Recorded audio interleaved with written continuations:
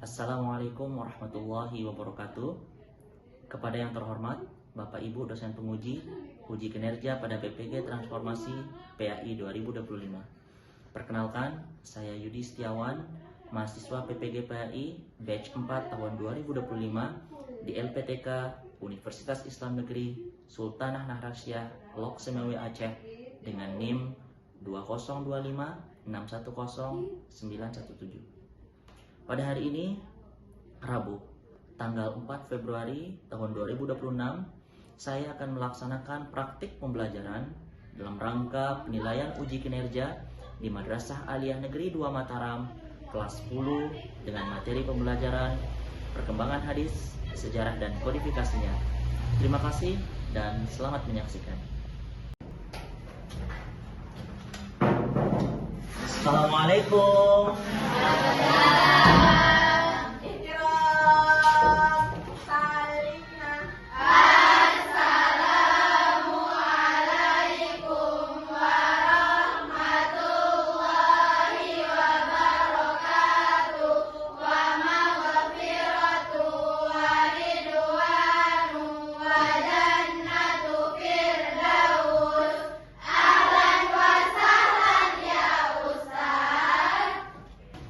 Alhamdulillah. Bagaimana kabarnya pada pagi hari ini? Alhamdulillah, luar biasa.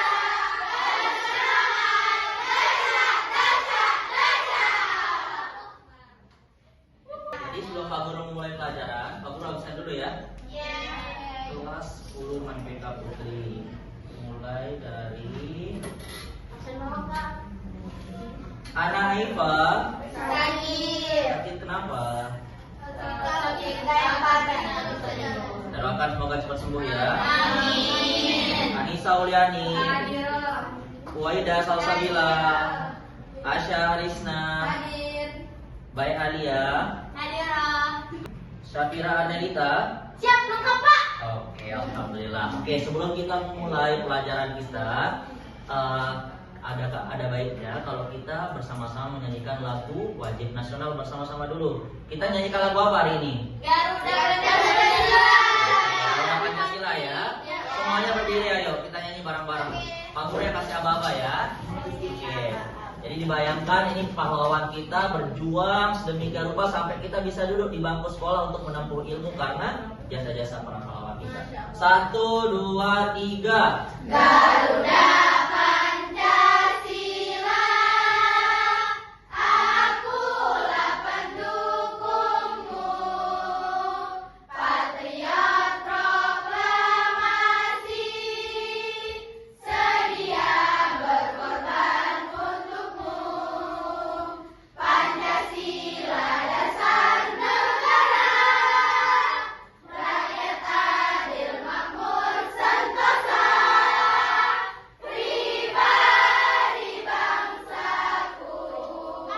Ayo maju, maju, ayo maju, maju, ayo maju, maju. Oke, duduk semuanya ya. Silakan ketua kelas dipimpin temannya berdoa dulu. Ad-du'a ibtidaan. Bismillahirrahmanirrahim.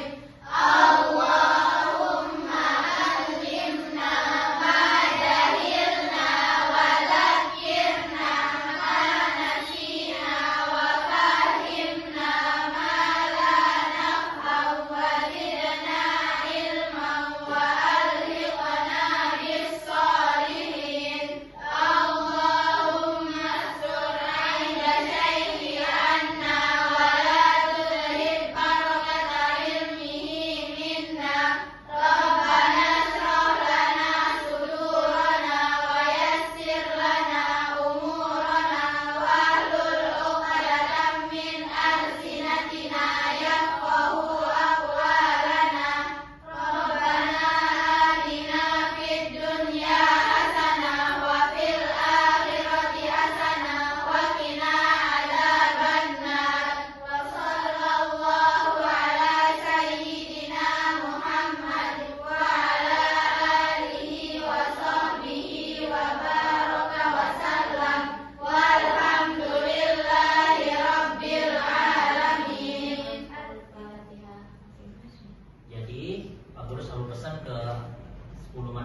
putri, sebelum kita mulai pelajaran, alangkah baiknya juga kita tadarus dulu, biar ada nilai-nilai bacaan Al-Quran kita setiap harinya.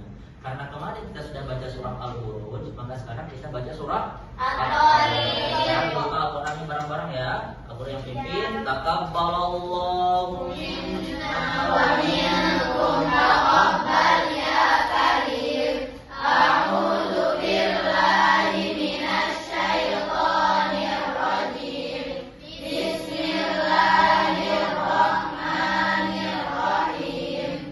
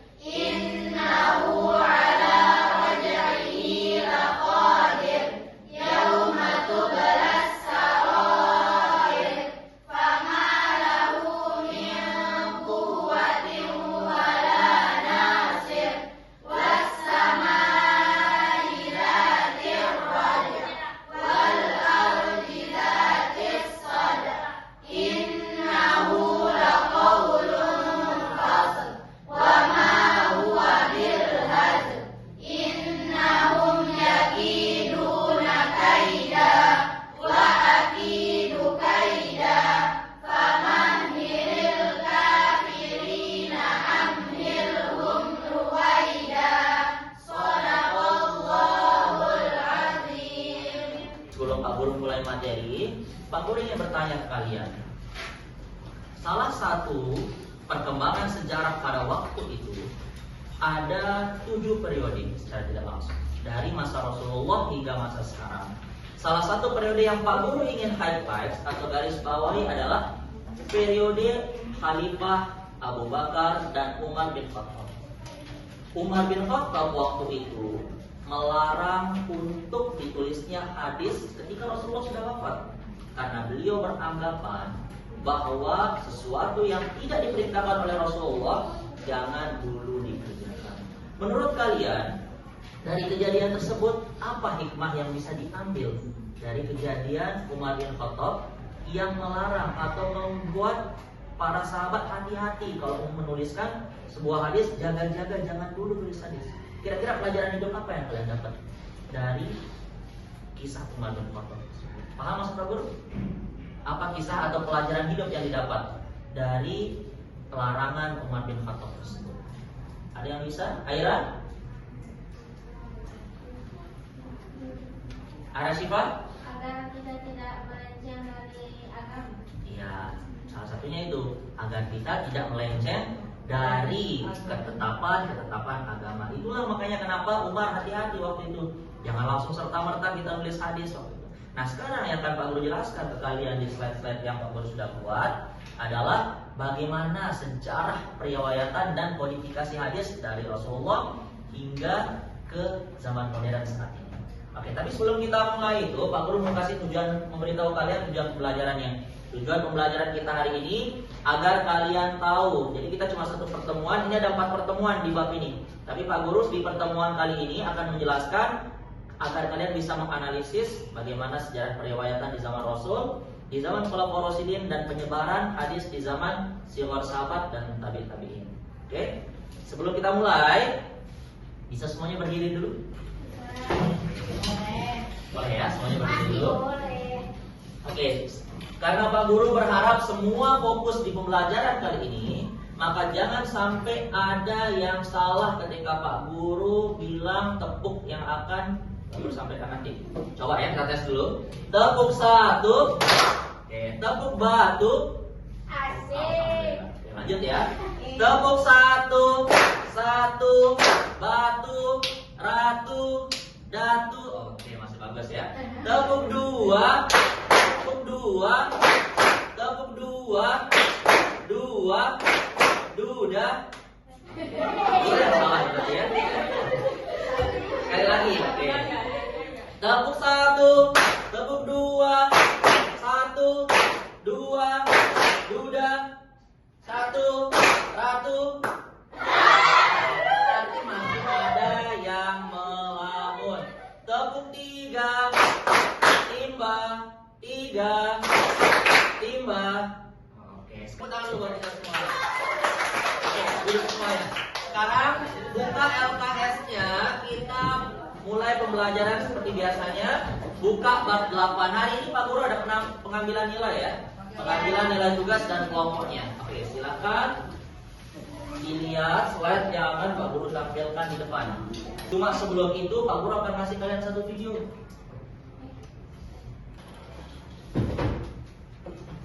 Sejarah periwayatan hadis dimulai sejak masa Nabi Muhammad SAW. Pada masa ini hadis disampaikan secara lisan kepada para sahabat. Sebagian besar sahabat menghafalnya, sementara beberapa di antaranya mencatat, seperti Abdullah bin Amr bin Al-As yang memiliki catatan hadis bernama As-Sahifah As-Sadiqah. Setelah Nabi wafat, periwayatan hadis tetap dilakukan secara lisan pada masa Khulafaur Rasyidin.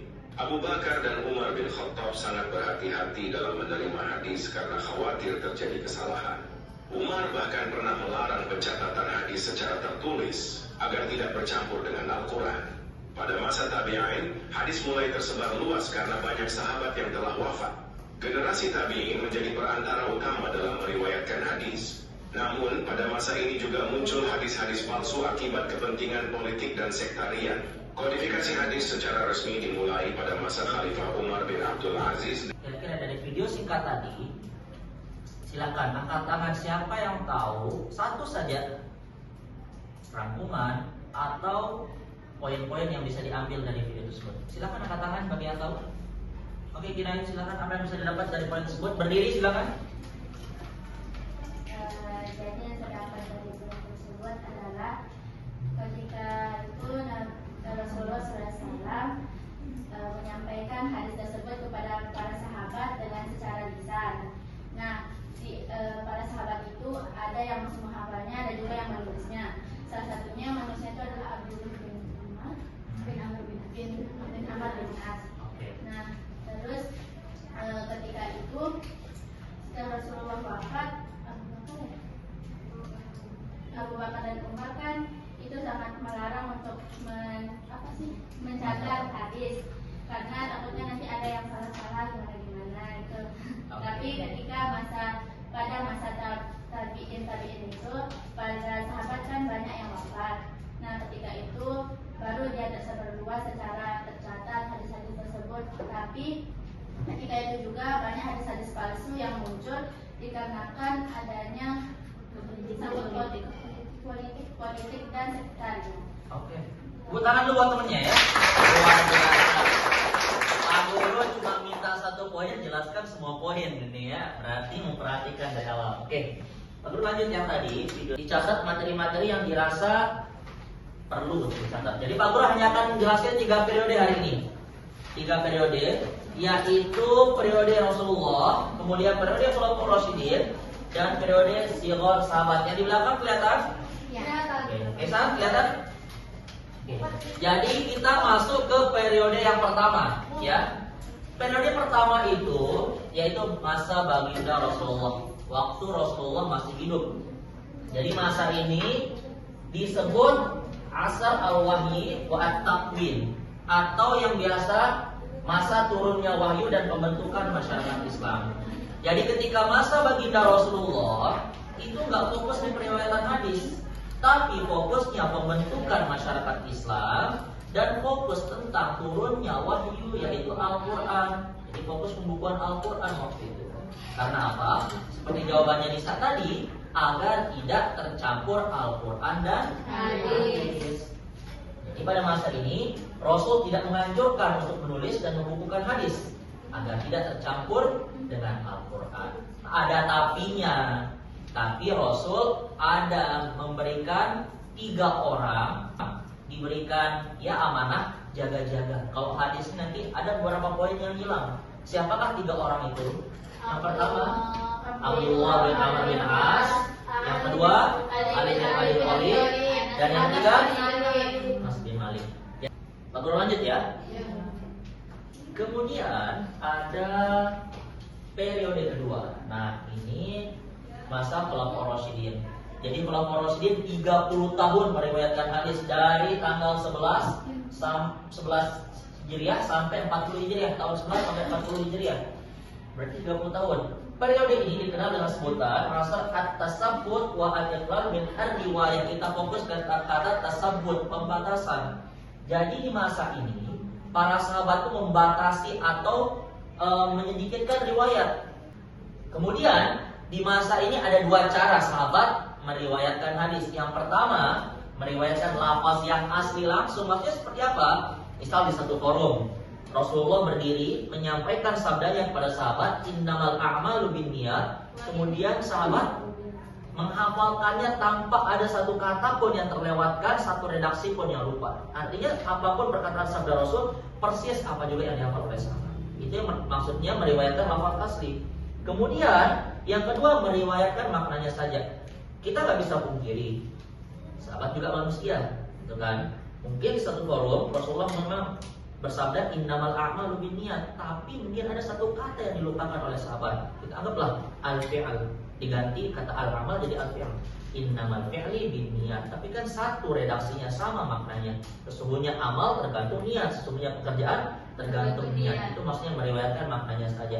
Karena pasti ada satu momen di mana sahabat itu enggak hafal seluruh redaksinya, tapi mencari redaksi yang sepadan dengan apa yang pernah diucapkan oleh Rasulullah. Paham maksudnya? Oke, itu periode kedua ya. Kemudian periode ketiga, ini masa yang paling menjadi titik awal temu antara pembatasan hadis dan mulai ditulis hadis, yaitu masa sighar sahabat dan tabi'in. Siapa sih sighar sahabat ini? Ada yang tahu sighar sahabat siapa? Sahabat kecil. Maksudnya sahabat kecil itu siapa? Yang dekat dengan Rasul. Yang dekat dengan Rasul. Yang lebih lengkap kira-kira apa? Sighar sahabat itu. Ulama-ulama sekarang. Sighar sahabat, ulama-ulama yang ketemu Rasulullah tapi masih dalam keadaan belia, masih kecil kayak kalian lah. Kalian udah dewasa ya. Masih umur 10 tahun, 9 tahun, 10 tahun tapi udah ikut Rasulullah berdakwah. Ali bin Abi Thalib, Abu Hurairah waktu kecil, Aisyah juga yang waktu itu umur 9 tahun. 10 tahun itu sighar sahabat semua itu. Nah, jadi masa ini dikenal dengan masa intishar atau penyebaran, perluasan hadis ke berbagai daulah Islamiyah. Nah, jadi para sahabat sighar dan tabi'in yang ingin pelajari hadis berangkat nih ke beberapa wilayah yang di mana di sana sudah ada beberapa orang yang membawa hadis, yang menghafal hadis. Jadi daerah tersebut ada Makkah, Madinah sudah jelas pusat peradaban Islam pertama. Lalu yang kedua ada Basrah, ada Syam. Syam itu kalau nggak salah 4 ya, Yordan, kemudian Suriah, Palestina dan Yaman, itu Syam. Dan terakhir ada Mesir. Jadi 5 tempat ini memang pusat adanya hadis sana. Jadi para sahabat ketika di masa Khulafaur Rasyidin, kemudian mereka menyebar ke berbagai daerah itu. Setelah mereka dapat hadis nih, apa-apa yang disabdakan oleh Rasul waktu itu, mereka menyebar ke Mesir, mereka menyebar ke Basrah, mereka menyebar ke Syam, Makkah, Madinah, stay mereka ada juga.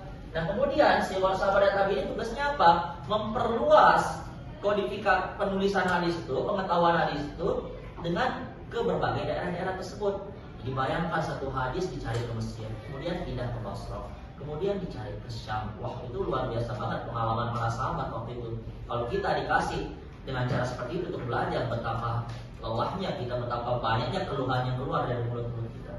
Jadi banyak rasa syukur yang kita dapat hari ini, banyak kesederhanaan atau langsung fleksibilitas yang kita dapat tentang pembelajaran, tentang segala sesuatu. Kita nggak perlu keliling-keliling dunia untuk nyari satu ilmu pengetahuan yang kompleks. Itu bisa sudah diberikan sekarang dari internet, dari YouTube, dari Facebook dan sebagainya.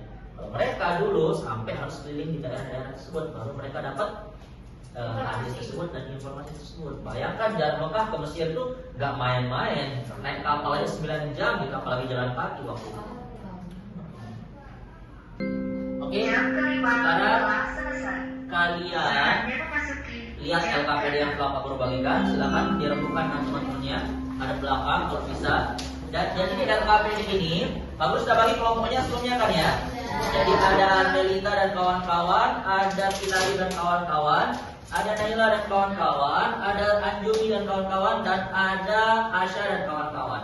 Jadi silakan kalian mengerjakan ini dalam waktu 10 menit. 3 soal ya. Jadi setelah kalian lihat slide tadi, kira-kira kalian jawabannya seperti apa di LKPD yang telah guru berikan. Jadi soal yang pertama adalah kalian menyebutkan peran dari tokoh-tokoh yang sudah kalian lihat tadi di slide. Abdullah bin Amr bin As perannya apa tadi? Kemudian Abu Bakar dan Umar bin Khattab perannya apa? Kemudian terbentuknya kelompok Syiah, Muawiyah dan Khawarij, peristiwanya biar kita pentingnya hal apa gitu. Ya, jadi pertanyaan yang satu masih tergolong mudah. Lalu yang kedua, jelaskan dengan singkat mengapa Khalifah Umar bin Khattab melarang keras pencatatan hadis secara tertulis. Kaitkan jawabannya dengan rasa cinta dan tanggung jawab beliau terhadap ajaran Islam. Ini masih mudah yang kalian lihat di video tadi. Kenapa Umar bin Khattab melarang pencatatan hadis? Alasannya kenapa? Silahkan dijabarkan. Lalu yang ketiga, bayangkan diri kalian adalah seorang penuntut ilmu di zaman para sahabat Sighar dan Tabi'in. Kemudian kalian harus berjalan kaki untuk mendapatkan satu hadis yang tersebar di berbagai daulah Islamiyah.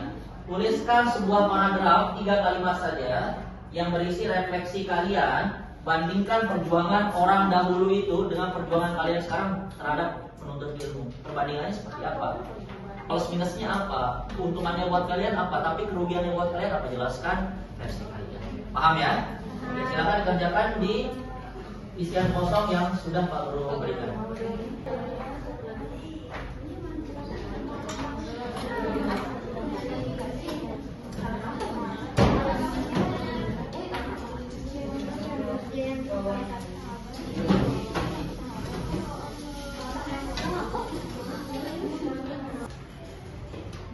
Ya, waktu habis.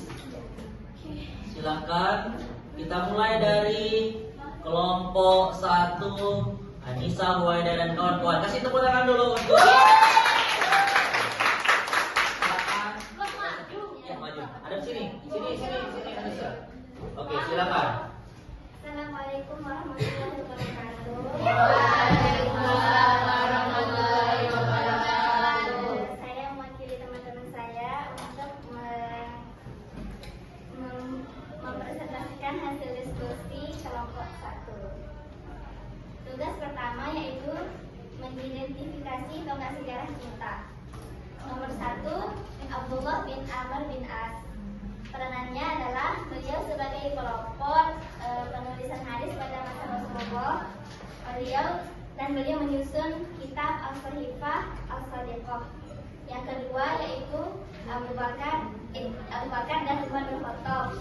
Peranannya untuk Abu Bakar yaitu menjaga keaslian hadis dengan kehati-hatian dalam verifikasinya.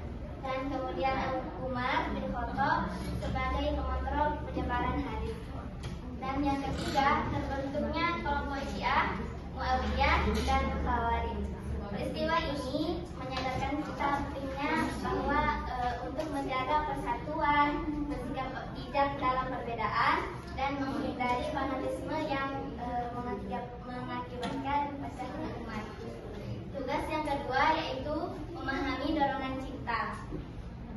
Mengapa Khalifah Umar bin Khattab melarang keras pencatatan hadis secara tertulis? Jawabannya adalah agar tidak tercampur dengan Al-Quran. Dan kebijakan ini bertujuan mencegah munculnya buku-buku lain yang berpotensi menandingi Al-Quran atau tasyabuh. Tugas ketiga yakni meneladani semangat cinta ilmu. Ketika para sahabat Sighar dan Tabi'in di sana mereka ketika menuntut ilmu itu sangat berat, harus berjalan kaki mencari di setiap sudut untuk mencari ilmu, mencari para ulama. Pada zaman Tabi'in menuntut ilmu lebih berat secara fisik, namun mereka kuat dalam kualitas dan keaslian. Dan sekarang lebih mudah dan cepat, tetapi perlu kehati-hatian agar ilmu yang diambil tetap benar dan bersumber dengan jelas. Masya Allah. Tepuk tangan dulu untuk tidak paksa ini jawabannya ya, dan mudah untuk dipahami jawabannya. Terima kasih Anissa, Huwaida, silakan duduk. Oke, Karena presentasi sudah selesai, sekarang kita fokus ke evaluasi menggunakan Tapi sebelum kita evaluasi menggunakan kaos, semua berdiri sekali lagi. Semua berdiri. Semua berdiri, ya. Kalau Pak Guru bilang, sekarang Pak Guru ingin ngajak kalian bergerak sedikit biar kalian gak kaku. Pernah Pak Guru sampaikan tari Marina di sini atau belum? Iya, Marina menari di atas menara, di atas menara, Marina merana. Oke, jadi gerakannya ngikutin kalimat tersebut ya. Kalau Marina gerakannya seperti ini, menari ke sini, di atas menara ke atas, kemudian merana seperti ini, boleh begini, boleh begini. Oke, Pak Guru tes dulu. Yang di belakang kedengeran suara Pak Guru? Boleh agak ke sini nggak biar Pak Guru lihat di tengah. Oke, tapi jangan, ya sudah gitu. Siap ya, ikutin arahan Pak Guru dan jangan lupa gerakannya harus fokus. Ini membutuhkan fokus yang tinggi. 1, 2, 3. Marina menari di atas menara, di atas menara, Marina merana. Jelas ya? Oke, perhatikan kalimat Pak Guru, diperhatikan baik-baik. 1, 2. Pak Guru nggak gerakan, sekarang kalian yang bergerak. 1, 2, 3. Di atas menara, Marina menari, Marina merana, merana lagi di atas menara, Marina merana di atas menara, Marina menari. Oke, itu tangan saya. Sekali lagi dengan tempo yang lebih cepat ya. Saya suka kalau jadi. 1, 2, 3. Marina menari di atas menara, di atas menara, Marina merana, merana, Marina sambil menari, Marina menari di atas menara, Marina menari sambil merana di atas menara, Marina merana. Oke, silakan buat kelompoknya kahut ya. Semuanya sudah dapat kahut. Kita evaluasi hari ini ya. Pembelajaran kita lihat bagaimana kalian paham dengan materi yang sudah Pak Guru sampaikan. Apa kalian akan benar semua atau ada salahnya? Kita mulai. Oke, silakan.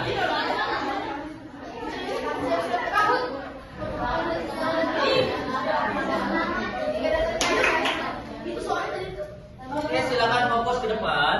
Yang cepat dan benar tentunya kan. Jangan kencang-kencang ya. Jangan kencang-kencang. Jangan kencang-kencang. Silakan diklik jawabannya.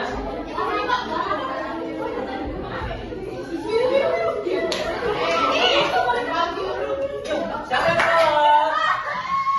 Jawabannya kau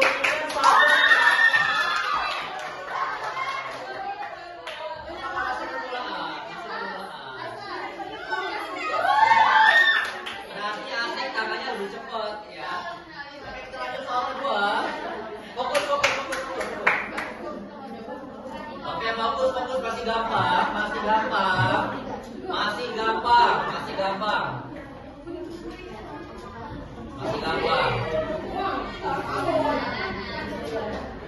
Oke, satu kelompok lagi yang belum masukkan jawaban.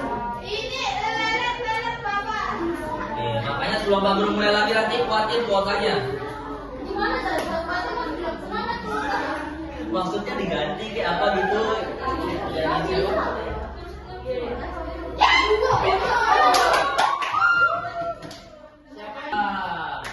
oke, lihat skor sementara dulu. Podiumnya.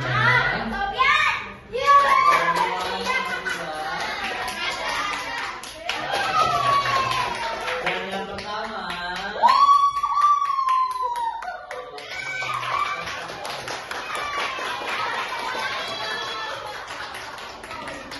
Bagaimana